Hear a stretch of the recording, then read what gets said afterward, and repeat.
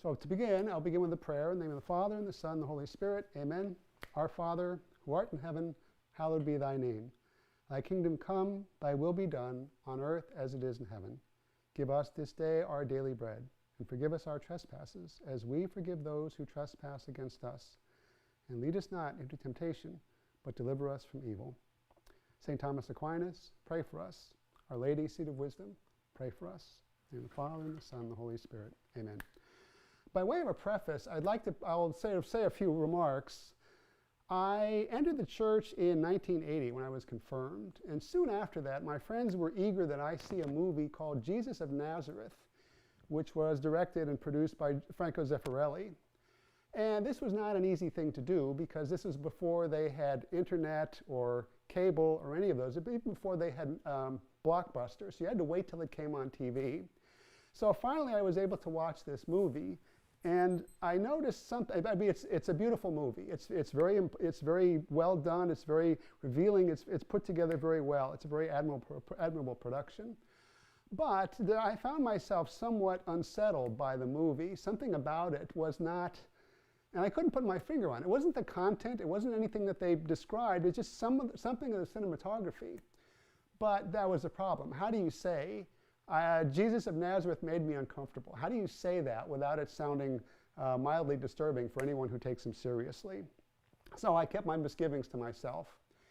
Years later, when I was at Providence College, I was there teaching, and I was having a conversation with Father Matt Powell, and we're discussing various cinematographic presentations of Jesus in various productions. And this movie comes up, Jesus of Nazareth. So I start to sort of tentatively express my misgivings. And before I got very far, he said, "He never blinks." And I thought, how is that possible? He never blinks. Well, they said, well, the actor blinks, of course, but they've produced it in such a way that that doesn't actually register. And the purpose of that is to communicate the fact that Jesus is omniscient. He sees all things. The other thing about that is they sort of lighten his eyes. They're not just blue, they're sort of startlingly blue. It's almost to communicate the idea that in your light we see light itself. So that was something I just noticed about this. I noticed it when I saw it, but I didn't understand it until later. And this is a point to which I'll come back later.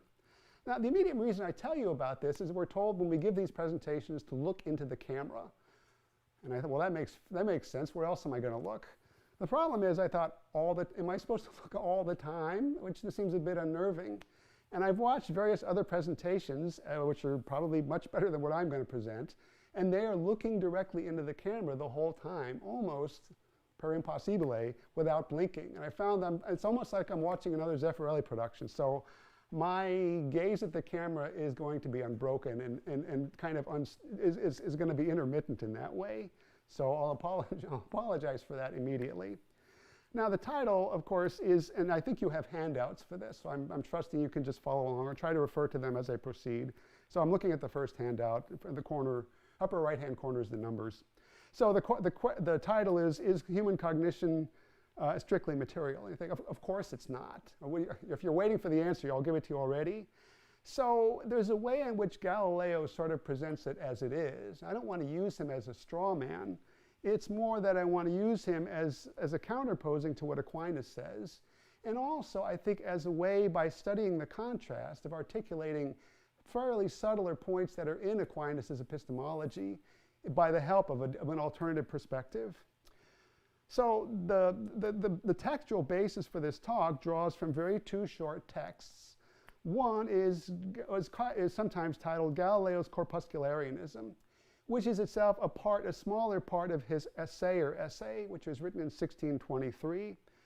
And so both of these are, so Aquinas, on the other hand, is one question from the Summa, prima pars, question 78, Article 3, which was written about 400 years before. And just that selection is helpful, or sort of, it lends itself to a talk of this sort, I think. Both that they're short, and there's also a very tidy overlap. They're talking about cognition, they're talking about sensation specifically, but they're also doing so in terms of common elements. They both refer or rely on various elemental aspects that you get from Aristotle.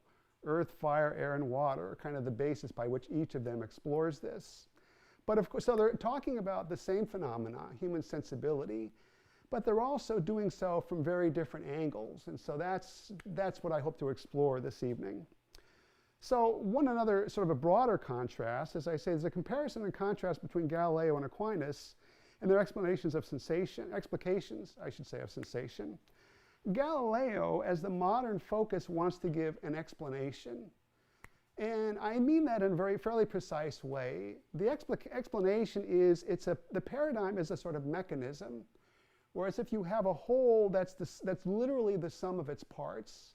And if you can understand something in mechanistic terms, you have identified and cataloged exhaustively all the specific parts to it, and you know them with such clarity that you can identify how one part, the movement or change in one part, redounds to the other. So anything that happens is fully understandable. And that's sort of the modern approach to things, is to give an explanation.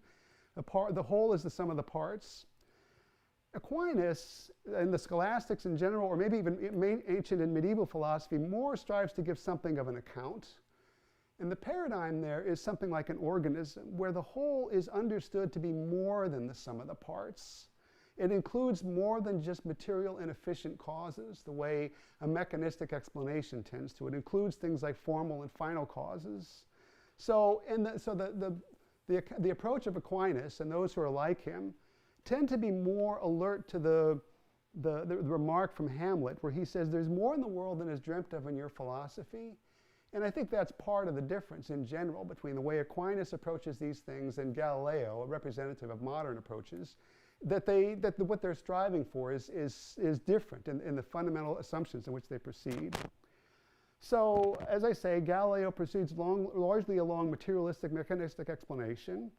Aquinas, while granting that sensations are a material basis, is also at pains to account for the spiritual or intentional aspects of cognition.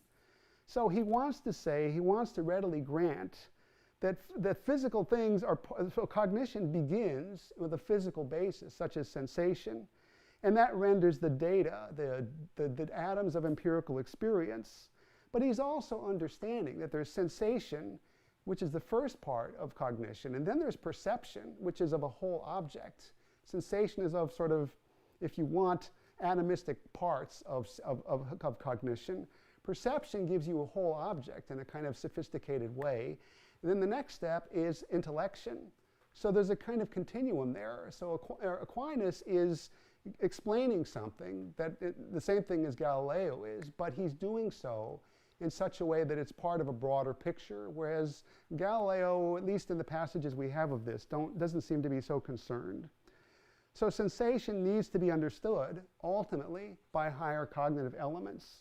And that's Aquinas' approach, and it's something that perhaps doesn't appear so readily in what Galileo is presenting, although there might well be the fact that he's presenting this as a preliminary step to a broader understanding, a broader explanation of cognition.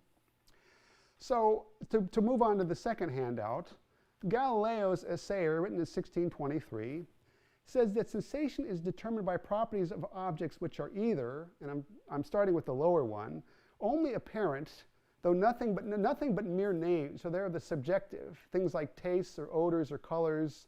They're in us in a way, but only because of how these material and efficient causes have caused them to be in us. They're not really in the objects.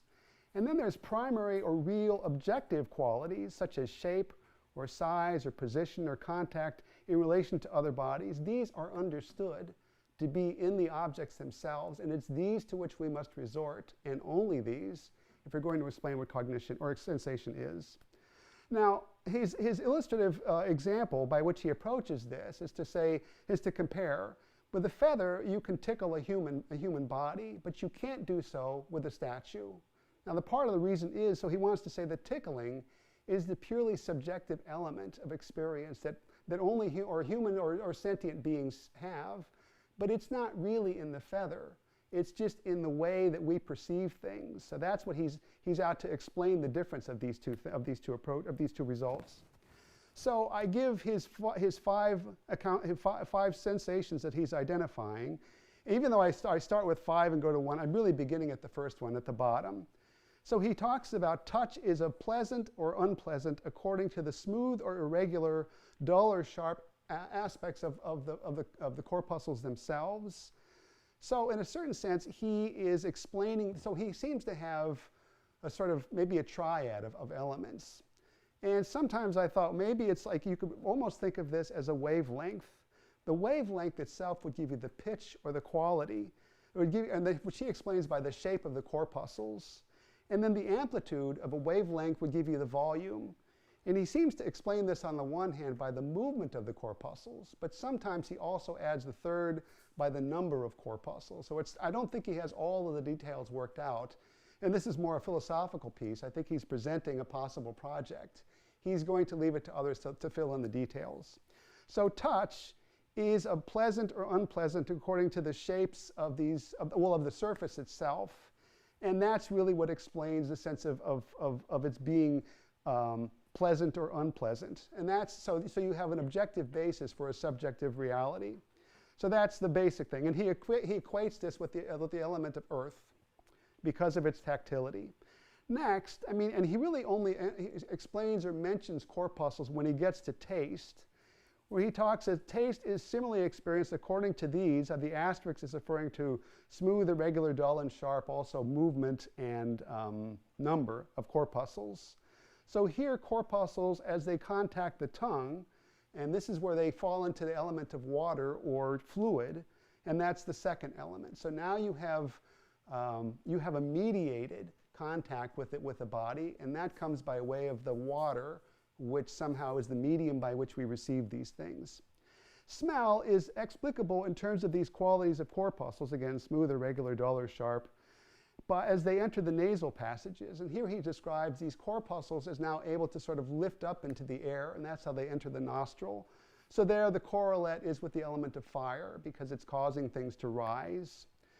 Next, he talks about sound is experienced by such qualities, again, referring to the asterisk, in the air as it enters the ear, and this corresponds to the element of air, because hearing can come from any direction. So he's got the basic four, the lowest, if you want. I think he kind of equates them in this way, although perhaps not as much as Aquinas. This hierarchy of sensations. And then finally he talks about sight. And on the one hand, he's almost hesitant to go into it, because he talks about it as the most excellent and noble of all the senses. Though it resembles light, this seems to be less of an obvious comparison. So then later on, towards the end of that piece, again, it's the Copuscularianism, he talks about light as perhaps explicable in terms of atoms, because they are the ultimate dissolution of corpuscles and are capable of an instantaneous diffusion. So he's still explaining these. He declines to describe them in terms of corpuscles, but he still relies on corpuscles, or the elements of corpuscles, atoms. So this is how he explains what cognition is. And again, he explains a subjective experience, and I think explains there is sort of the operative word, according to these objective qualities in the corpuscles. If they are sharp or jagged, they register a rough, and that's to touch, or maybe a bitter, as opposed to as rendered to taste, or foul, the smell, etc. So the intensity of the sensation is determined by the degree of their motion, and somehow their motion, the degree of their motion and their number, excuse me. So I think it depends, perhaps it depends on whether we're talking it's immediate contact or maybe by a distant, whether it's motion or number or some combination of the two. So in this way, the real or primary qualities of the basic parts of the body are explained in terms of these second qualities that result in our sensation. Okay, so that's his project, and that's how he articulates it. I suspect in ways that probably are vaguely familiar. We might not buy into all of this, but in a lot of ways, I think it's familiar enough. Okay, so then to move on to page number 3. Aquinas is attempting to integrate Aristotle into the details of Christian revelation. And it's implied in his project, although he never presents it this way, because I think he and everyone else of his era would see himself as an Augustinian. Augustine would say that sensation is something that the eye sees by sort of almost as if rays were going out of the eye, which of course seems to counteract what we'd expect. We never experience this. We don't see in the dark. But part of what Augustine is describing is that the lower does not dictate to the higher. So for Augustine to say that the senses are passive is a problem, because you have a higher cognitive faculty of a higher agent, whether it's human or animal, any sentient being, and they're being affected by these lower inanimate objects. And to say that the senses are passive is perhaps somewhat problematic. And I think what he means to say is, my interpretation of his saying that the eye kind of is almost as a ray emitting from itself, is we elevate sort of the status of dumb matter into a kind of intelligible prospect. So in that sense, but I think that's his general approach. But his concern is to preserve the sort of Platonic adage that the lower cannot dictate to the higher. So in that sense, he's saying that sensation can't be passive. Aquinas, I mean, that's his basic approach, as he says that senses being passive are set in action by an external object which imparts two kinds of change. First, there's I'm beginning at the lower, the natural or physical change, which occurs as the subject receives the form of the source in a physical way, as heat is absorbed by something that heats it, or maybe the movement of one billiard ball is transmitted to another. So there's the natural physical change, and in addition to that, there's also a spiritual change. And this occurs, as he first describes it, when the subject receives the form of the object in a kind of supraphysical way. And his description of this is as the form of color is in the eye without the eye becoming that color. So when something physical receives a color, you paint a billiard ball blue. When the eye sees blue, it becomes blue in an intentional way, but not in a physical sense. So he's trying to articulate in terms of that contrast. So to present this as a sort of as a hierarchy of his elements, then he says sight doesn't seem to have a kind of physical change. It just has a spiritual change. A spiritual intention comes to be in that, in a way which I'll have to explain more fully. So there's the physical change on that sort of sensation consists of physical change and spiritual change. The left-hand column is the passive component as received from an object into the agent of cognition. And so first there's the sense of touch, and here Aquinas explicitly articulates them according to this hierarchy. Touch is a direct contact with the object, with the skin of the object, and that's sort of a change in the organ itself, and that has to do with its tactile qualities, which are akin to what you have with the earth.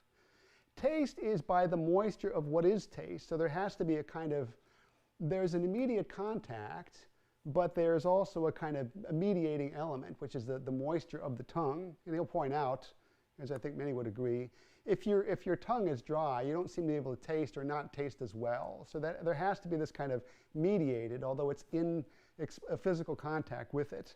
Then you have a change in the medium, which is more understood in the sense that smell and sound can happen at a distance. They're not in direct contact with what their objects are.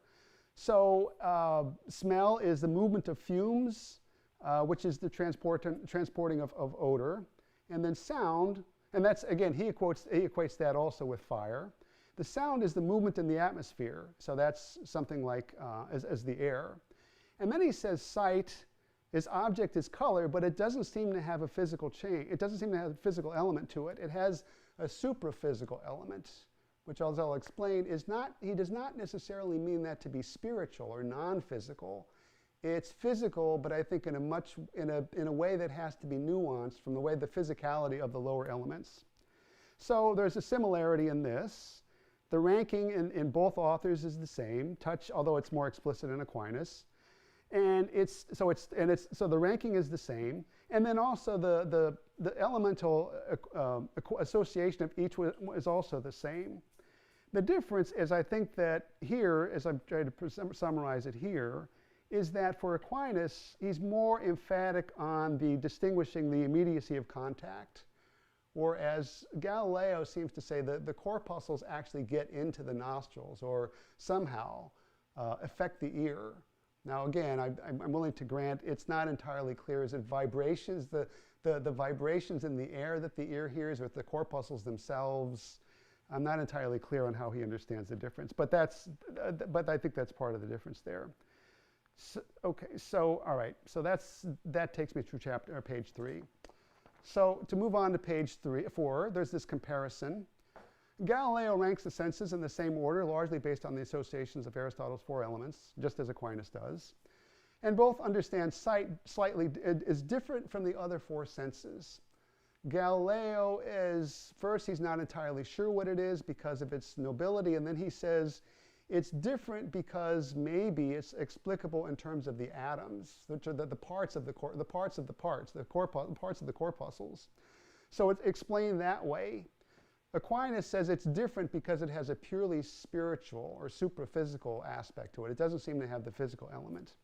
So that's comparison. So that's, as I say, they both have, in relatively short order, even though hundreds of years apart, they both describe sensation in the same order by the same elements, but they do so in different ways. So the contrast. Galileo, I think, largely makes a kind of analogous use of these elements. And I suspect that he's ambivalent in his understanding of Aristotle. Now, that could be for a number of reasons. One, because by this point in the development of the West, Aristotle, although he was, well, it's interesting, at the 13th century when he's discovered, Aristotle is viewed by many with suspicion because he says things that are clearly antithetical to the faith, like the world is eternal, that God or the unmoved mover doesn't know particulars, and that the soul seems to die with the body. So for that reason, when Aristotle was introduced or discovered in the West, there were a good number of authors and scholars who were saying he needs to be kept under wraps because his ideas are dangerous and they need to be somehow interpreted, if not ignored. By the time you get to the time of Galileo, a lot of the Aristotelian claims, although they had been largely embraced, things like in doctrines such as transubstantiation, they're starting to see Aristotle with more suspicion because they're starting to doubt his claims, like saying that the earth is at the center of the universe. By the time you get to Galileo, you've had Copernicus and Tycho Brahe and Johannes Kepler started showing that that's not the case. So Galileo, I think he's writing for those who are disposed towards Aristotle, but he's not wanting to endorse him entirely. So I'm thinking when he makes these associations with individual senses, in particular Aristotelian elements, just the way he lays it out, I don't think he means it exactly in the way he's talking about it, because he says they each can be associated with specific elements, but ultimately the explanation is the same for all the different senses. It has to do with the corpuscles. And the corpuscles differ not by the element that they're composed of. They just differ by the shapes that they have and the motion and the number of them that sort of, well, attack, I suppose, for lack of a better reason or better word, sort of the way impinge upon the senses. So they're not really different in this sort of qualitative way that Aquinas and Aristotle would accept. So I think he's kind of using them as a kind of analogous sense. Aquinas relies on the elements to account for real differences among the types of sensation that pertain to the object as such and not just its parts. So Aristotle further characterized the 4 elements, and he's got a tract called On Generation and Corruption. And each of the elements has 2 qualities associated with it. Fire, which is again the highest of the 4, is hot and dry. Air is hot and wet, the one below it. Water is cold and wet, earth is cold and dry.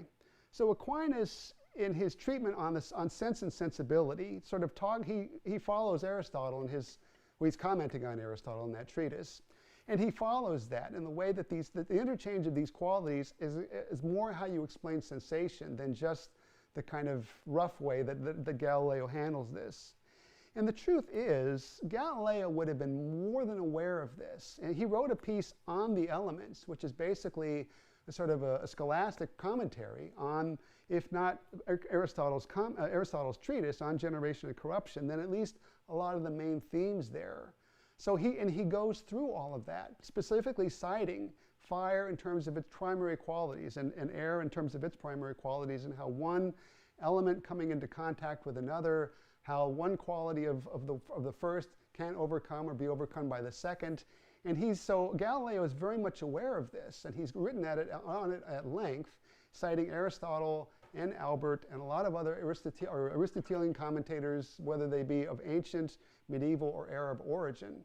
So he's very much aware of this. So I think by the time he gets to the Assayer, which is maybe 20, 30 years later, I think he's, as I say, deliberately distancing himself from these elements because he's not really endorsing them. I think he's kind of borrowing them perhaps to make his ideas palatable or familiar to someone who's not used to his approaches, to his corpuscularianism.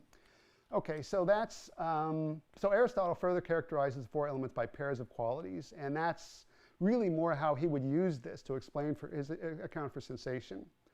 Aquinas also allows sensation as more than a blank mechanism in the way that Galileo describes a particular stimuli. We can well note the qualities, it can well be a combination of qualities. So touch can be of warm or cold, or hot or dry. So it's to sort of just say it's just one of those particular elements is problematic, and Aquinas doesn't approach it in that way, and neither does Aristotle.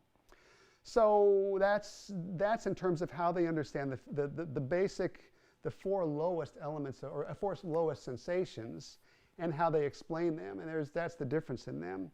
The main contrast lies in the superphysical aspect of sensation of Aquinas.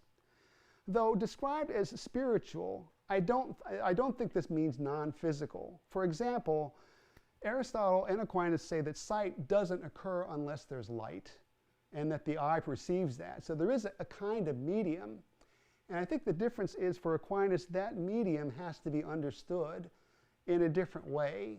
So the Latin is spiritualis, but the translator has it supraphysical, which I think in this case is helpful because it's still physical. It's sort of it's a rarefied physicality that you have, and it's different from the other senses, but it's not non-physical. Non-physical would be the way the mind thinks by way of ideas, which are entirely immaterial. Sight doesn't occur in that way. Sight occurs by way of something that physically has to happen, but again, not in the same way that happens with the other elements. So, though described as spiritual, this does not mean non-physical. So we have, and again, I've listed three elements or three stages there, maybe to help illustrate this. So starting at the bottom, there's the mere physical reception of an agent's influence. This would be as one sort of inanimate object would affect another, as the heat from one agent would pass itself onto the other, or motion, or even color. You can sort of, the color of the paint sort of invades or it changes the color of the thing that's painted. So that's between objects. The next two, these have to do with sensation. So of the lower four, sensation is a physical reception of the agent's influence in a way that allows for a spiritual change. It's supporting that.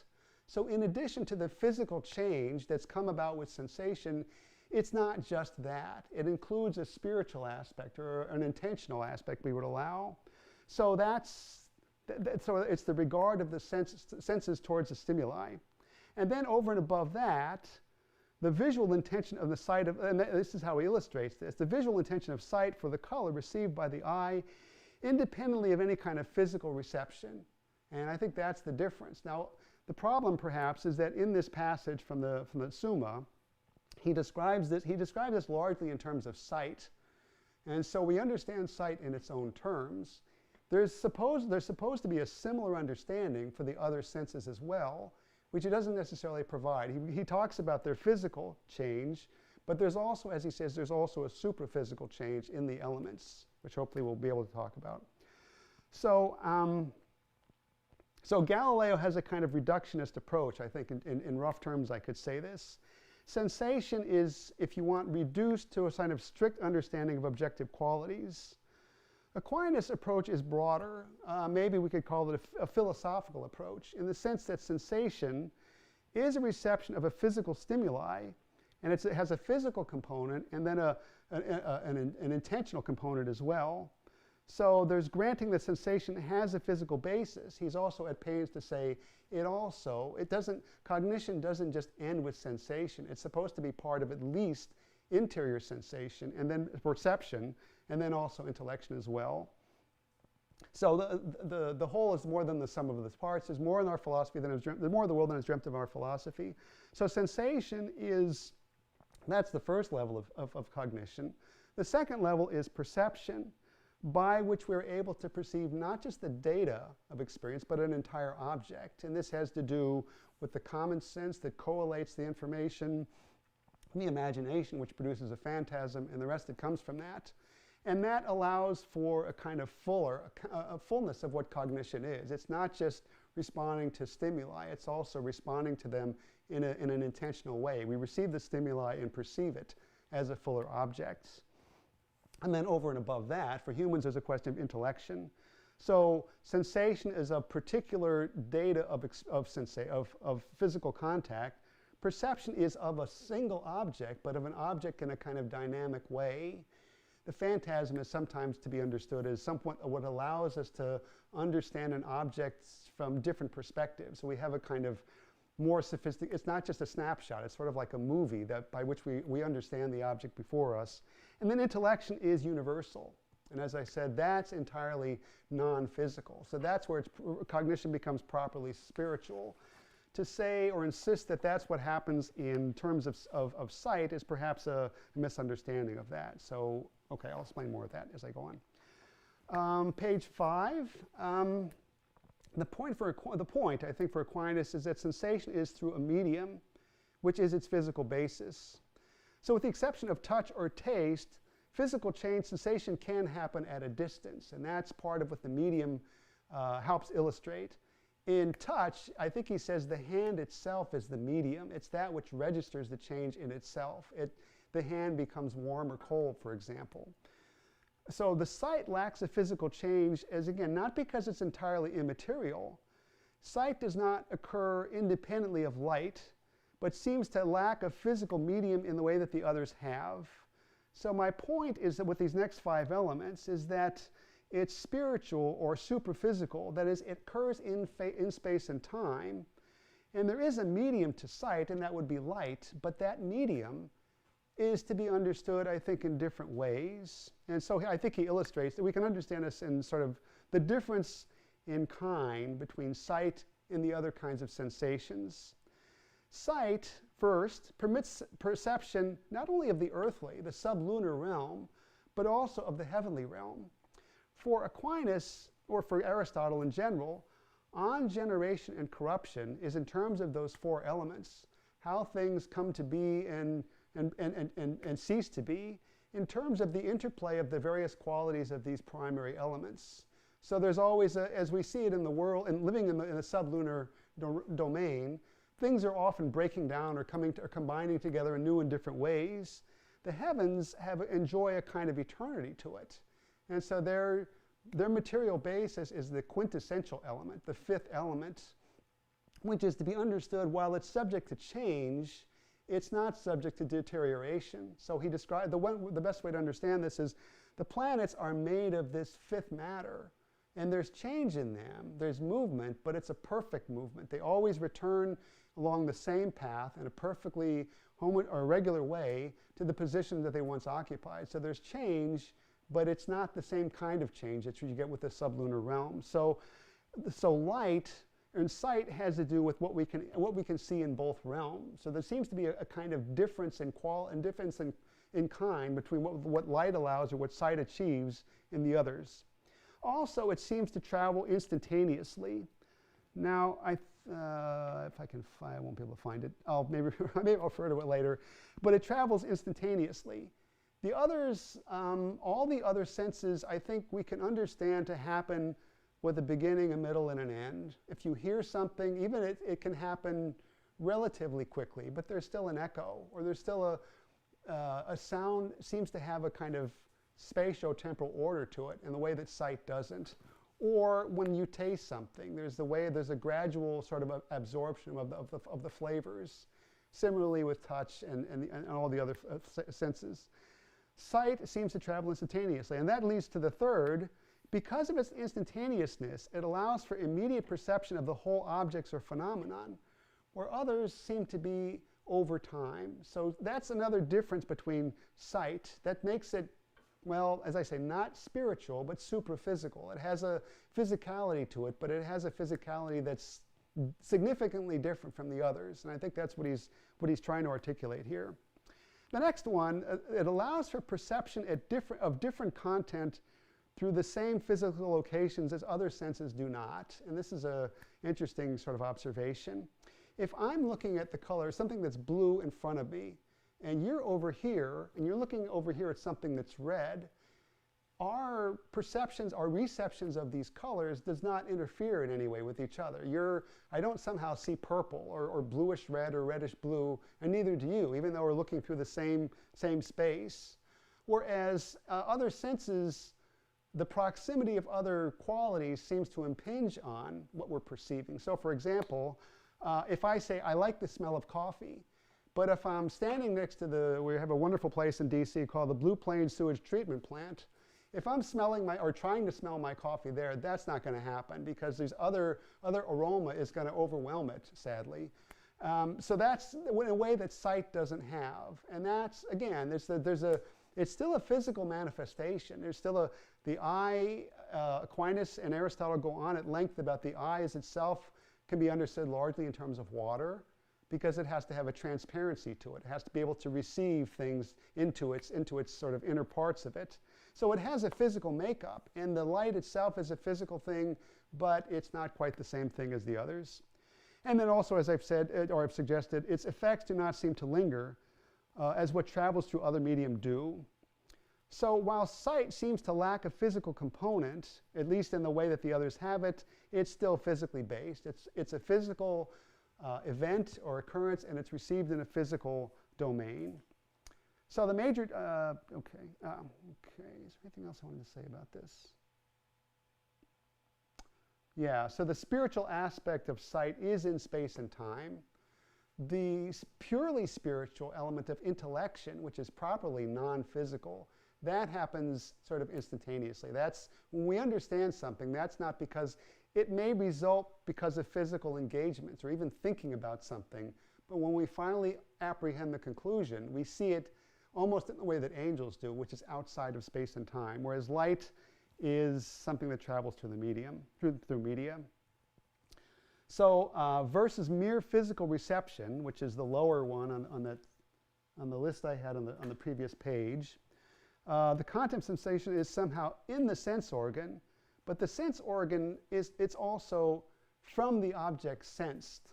And so there's a way in which sensation, it has a physical basis in the way physical interactions have, but it has this intentionality to it. So you could talk about sound waves or something that impinge upon our ears, and maybe you hear C sharp. Also, you could say that the wall absorbs C sharp. It receives those vibrations, or maybe something that had the malleability to vibrate according to those vibrations. But it wouldn't be directed at the thing that emits the sound. So sense has an intentionality to it. That's the spiritual aspect that all the senses have. So sensation is the reception of something, but it also has this awareness. Now, part of the problem with this is that the senses themselves don't have that awareness. We're only aware of sensation when we get to the interior senses, like the common sense. So you could say sensation itself lacks that, but it lacks it only because it's able to, it lends itself to a higher cognitive power, which then kind of sort of through the sense organ isn't just engaged with the sensory reception, it's also through the sense organ to the object from which we've received the senses. Okay. Okay, now maybe I'll come back to that. Okay, then I'll move to the 6th page. So Aquinas' account of sensation, while passive in its reception of forms of physical objects, can also, and this is the part I'd like to explore more fully, allow for the discernment of various qualities according to different intentionalities. So there's an author, Dunseal, who describes as kind of 3 stages of sensation. And he says first, again, I'm starting with the lower and going to the higher. For the lower one, it's number 1. There's a physical stage. It's an outside stimulus impinging upon the sense organ. And I think that's Aquinas' physical component. Then he says there's a kind of psychological phase. there's a modification produced by the stimulus and the sense organ. This is its spiritual component. Now, I think there's also a way in which we might understand that when a sense organ is activated by some stimuli, there's a way in which it changes that is not just the physical changes of an inanimate object receiving something. There's a kind of, well, there's a difference. Well, maybe I'll be able to illustrate that with a few examples. But there's this, maybe you could replicate the ear, perhaps, by making an exact physical replica of it, and it would still receive, perhaps even function in the same way. The eardrum would vibrate in the same way, and the middle ear the parts would interact in the way they do in an actual ear, but there wouldn't be the kind of intentionality to it that you have. So there's a way in which there's a physiological change, I think, that happens in sensation that doesn't happen in inanimate objects. So more about that in a minute. And finally, he adds something which isn't admittedly in the Thomistic approach to things, but I think it's worth considering. He calls it the psychological stage, and he says the sense organ turns, as it were, towards the object, grasps it, and knows it. My claim is that this has to do with it's discerning the object in a way that's at the behest of higher physical cognitive faculties. And so I'll take up a couple of illustrations I have with this. So I'm asking you to look at these pictures I've given you. The first picture is a picture of a woman, and I'm sorry for it's a little blurry, it didn't come out as well as I'd like, and maybe you've seen other examples of this. So basically it's the same picture on the left and the right, and they show it to you and they ask, now which one of these is better? Which photograph is more attractive or interesting? And chances are, if they're well done, as this may not be, usually the answer is on the right side. You think, now why is that the case? You think, well, maybe there's something about the hair. You think, well, no, the hair is exactly the same. Or maybe there's a difference in lighting of her face, and that's why the right one looks more appealing somehow. Maybe it's the lips. Maybe they've altered. And it turns out that the right has the eyes are dilated. They're further open. And that's the difference. And so you think, so that makes it more attractive. And the question is, well, why is that? And the psychological explanation is, or seems to be, that it indicates that the subject has a greater interest in you. Maybe they're interested in what you're going to say, or maybe she's afraid of what you're going to say. Maybe she's thinking, what stupid thing is he going to say next? I can't believe this. But is a way in which, so the point of this is, the difference is before us, and we see this. And like my kind of encounter with Zeffirelli's Jesus of Nazareth, I have this reaction to it, and it's given by what I see. It's not like I have to squint or put on separate glasses or resort to some sort of aid to my sight. I see it, the senses report this, and yet I'm not quite aware of it. So I think there's a way in which and so once I'm given the explanation, and once you're given this sort of test, I guess, anytime they show you these pictures, you're going to know exactly what to look for, and you have something of an explanation. In a similar way, I sort of see something about Zeffirelli's portrayal of Jesus, and I have a reaction, which is right in front of me, and I can sense it, but I can't quite put my finger on it until somebody else explains it. So I think there's a kind of, for two things. So there's a physical stage in which things change, and this is an example of this. Typically, when you I'm talking about what he's described as a physiological stage, that there's a kind of change in the sense organ. In modern biology, we'll talk about with sight. Usually they talk about rods and cones, which frankly, I've never make much of heads or tails about. I think it sounds like they're directing traffic. So pupils dilating, I think, is something you can actually visualize. So we think about the sense organ as responding to stimuli as the pupils dilate, open or close, depending on how much light there is. So that's a physical response. But as this picture suggests, along with this explanation, there's a way in which the individual kind of, so she's responding differently to us because of her interest. And I think this can be understood. We all have this, or we understand this sort of experience if you're under stress, the body has a kind of physiological reaction that makes us more alert to things. Our pupils will dilate because we're trying to see more about the world. There's a way in which, so this business about the senses are passive. They're passive. I think Aquinas is right in that. they're passive, but they're passive to what we receive from the outside. I think there's also a way in which they're passive to higher cognitive faculties, the way in which we look for more information, or we're desirous to get more information out of the world. So there's that's one way of looking at this. So the next one, the photograph B, which I wanted a picture of something that had a kind of a grainy quality to it, and that would be something like a cardigan sweater. But this one I found, this is LLB. This has got a special purchase price to this, and this is a deal that you should get. This might be the first advertising we've done for AI, but maybe I'll get residuals from this. So the next picture, my pupils are dilated over that. All right, stop fooling around.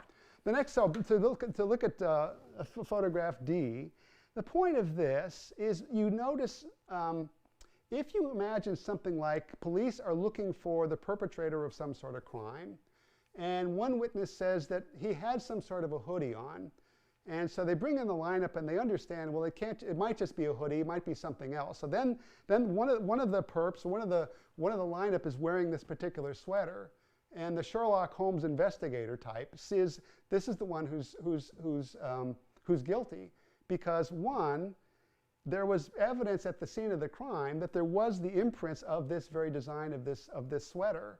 So there's a way in which he sees this. The investigator is aware of this. Other people see it, they're just not tending to it.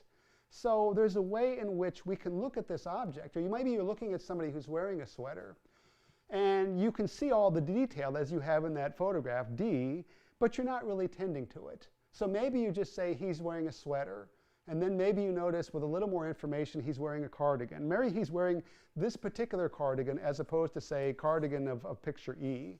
So there's a way in which we tend to the details. Again, it's not, I'm not squinting, I'm not sort of looking closer, there's the details that I'm tending to, and that depends on the interest we bring to things.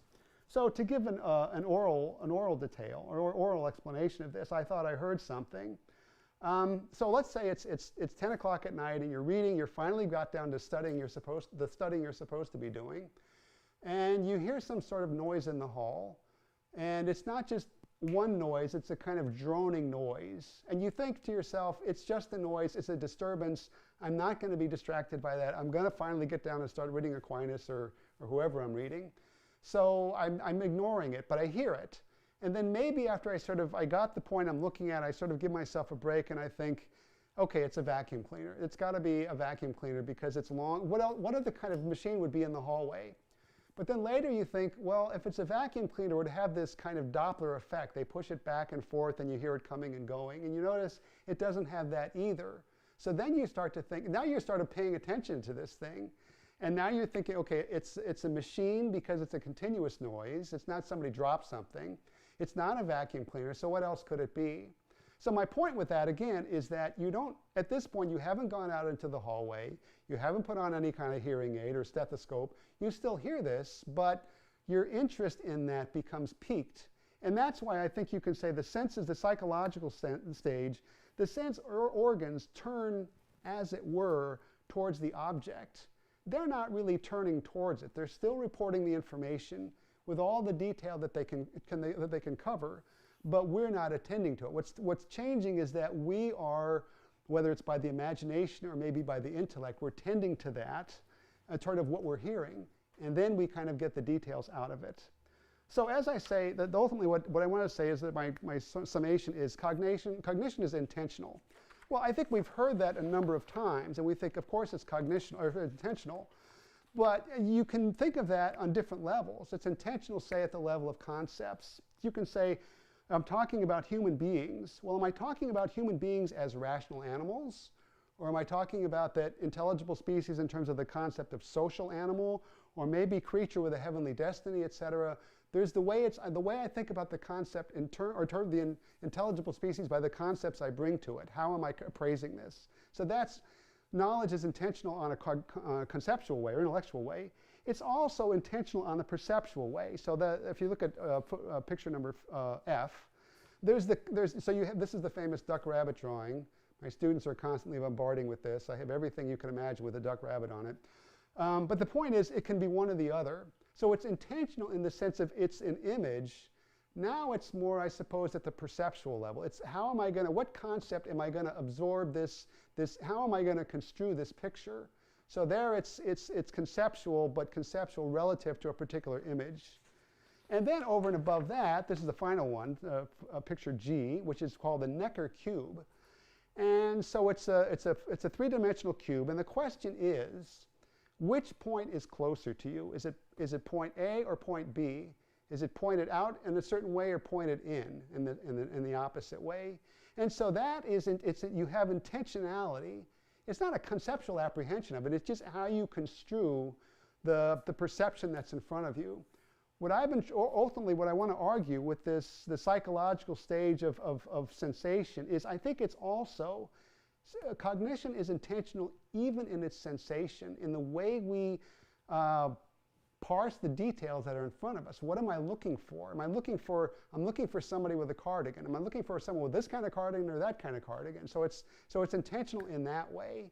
So ultimately, what I want to say is that for Aquinas, he allows us to account for, without necessarily explaining, the richness of our experience, which is not just a mechanical passive reception of things, it's also an active interpretation of what we perceive, whether by concepts or perceptions, or even in sensation itself. Okay, thank you very much for your attention, and I hand it over to our directors. Great, thank you very much, Father Brian, for that presentation. Now we have time, we have about 7 minutes for Q&A. So please, if you have questions, please submit them in the chat on YouTube or Facebook. Our first question is, I want to go back to that quote from Hamlet at the beginning of the presentation. So there's more in heaven and earth ratio than is dreamt of in your philosophy. Could you unpack that line a little bit with regards to philosophy? I mean, you've been doing this, but maybe just speak to it explicitly. And what does that line kind of speak to with regards to how we should or should not do philosophy? Well, as I say, I think the value of an Aristotelian or Thomistic approach is it's more open-ended. It doesn't seek to begin with first place, with the supposition that I'm going to account for everything. There is more in the world than is dreamt of in my philosophy. So I think it's more sort of dialogical. One way I think about this is you have someone like Francis Bacon who talks about the mastery of nature to the relief of man's estate. So and there's also a quote that's not from him but is often associated with him, nature vexed and tortured. So you're going to set upon nature, a Heideggerian phrase, in which we're going to sort of find its parts and learn how to control it in a certain way. Whereas the Aristotelian approach is more, it's not that you're interrogating nature or setting upon it, it's more that it's the peripatetic version of you're walking around nature because you understand it has its own integrity and that it reveals what it is to you as you engage it from different perspectives, sort of a comparison between like genus and species, or genus and with specific difference, and how you compare this species to another. So that's a broader understanding. And I think also, and I think this discussion is that sensation is a kind of active exchange with the things we encounter. And there is more there than we can actually ever fully account for. But we're understanding there are particular motives by which we approach an object or a phenomena is susceptible to change, things we bring to the experience, and then also maybe what we learn to take from experience, and then on further exchanges, we kind of we're alerted by what we have learned from our dialogue with nature. You know. Are Aquinas and Aristotle are they ever, do you think, in danger of being kind of made irrelevant by the advance of modern science? I mean, like, someone who, is tuning into this lecture, they think, okay, I don't maybe know a lot about sensibility or kind of how, our eyes, interpret. I mean, I think maybe we're drawn to speaking of these things even in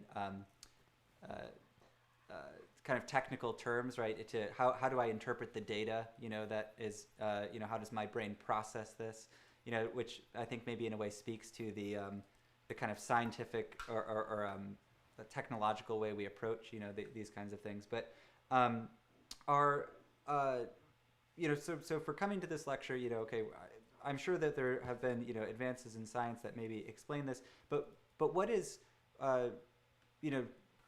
in short, are Aquinas and is there a kind of perennial value in the kind of approach that Aquinas and Aristotle are bringing to these kinds of subjects, and how do they kind of fit into the advance of the kind of growing body of scientific knowledge? Well, in general, I think because science tries to objectify things, kind of in the way that Galileo initially suggests, it doesn't. What it explains doesn't necessarily help me have the experience. There's a sort of a trope, I guess, in contemporary philosophy about there's this figure called Red Mary. It's a woman who lives in a black and white world, but she's an expert on red, the color red. And now the point is she's never seen this, but she can explain it in terms of wavelengths and amplitudes and colors that are associated with she's never seen. But say if you mix paints and you mix red with yellow versus you'll get orange, whereas if you mix it with blue, you'll get purple, etc. So she knows all about this. The problem is all of her science doesn't necessarily help her have the experience. So I think that's kind of what... my cavalier remark about rods and cones. Now that's typically the explanation of how sight happens. And my frustration is, as much as, now I don't claim to have a full or worthwhile understanding of that explanation, but it doesn't seem to account for sight itself. And the kind of things I think Aquinas and Aristotle sort of invite us to consider is something like how you can perceive something and then notice the details. And I can't explain exactly how this happened. I see I can see the weave, this particular weave of this cardigan, but I notice it now. I wasn't noticing it before, even though it was staring me in the face. So I think that there's the value of an Aristotelian approach is because it's more more naturally engaged with experience as we actually encounter it, whereas the modern world tends to sort of say our approach to the world has to be through a kind of it has to be through a membrane of scientific interpretation. So it has to rely on data, for example. You can't just look at the world. You have to have a mathematical data, and then you have to have a very sophisticated mathematical interpretation of that, which defies most of us right there. So it's this, I think Aquinas and Aristotle allow us to have a richer engagement, healthier, fuller, richer engagement with the world in a way that fits our experience, that sort of enhances the experience as we have it, rather than trying to kind of go around through these objective explanations, which aren't part of my experience, but somehow substitute for it, or I worry that might. Okay, thank you.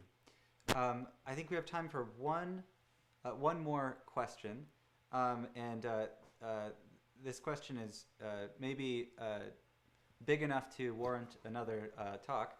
But we'll see if we can address it in brief. So could you explain in brief how Aquinas conceptualizes the relationship between the immaterial mind, the psychological powers, or the brain, and the powers of sensation, sense organs? Well, the mind is what apprehends things by way of concepts, which are abstract, which as abstract, I think they allow for various interpretations, whereas the purely physical, those are the facts. They don't necessarily allow for the differences in there. And so, and then the other thing is, I guess the brain, I suppose it'd be something like akin to the rods and cones. You explain the brain's operation by sort of the synapses firing, and that's helpful, I suppose, to some extent. But it doesn't tell you what thinking is or how thinking is understood.